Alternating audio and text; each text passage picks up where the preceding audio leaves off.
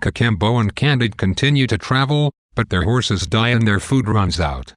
They find an abandoned canoe and row down a river, hoping to find signs of civilization. After a day, their canoe smashes against some rocks. Cacambo and Candide make their way to a village, where they find children playing with emeralds, rubies, and diamonds. When the village schoolmaster calls the children, they leave the jewels on the ground. Candide tries to give the jewels to the schoolmaster, but the schoolmaster merely throws them back to the ground. Cacambo and Candide visit the village inn, which looks like a European palace.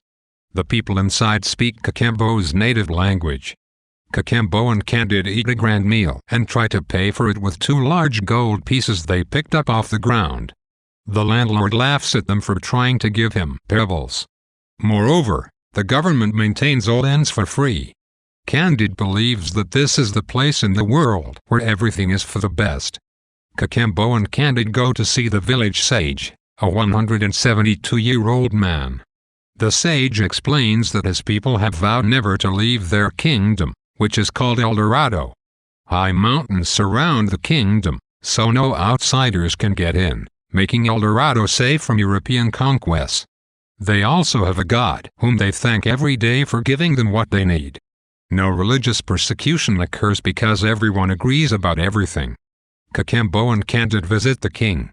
They embrace him according to customs explained by one of his servants, and such familiarity and equality of address with a monarch shocks them. Candide asks to see the courts and prisons and learns there are none. Rather, there are schools devoted to the sciences and philosophy.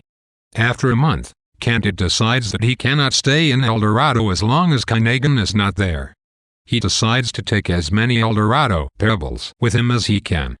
The king considers the plan foolish, but sets his architects to work building a machine to lift Candide, Cacambo, and 102 swift sheep loaded down with jewels out of the deep valley. Candide hopes to pay down Fernando for Kinagan and buy a kingdom for himself.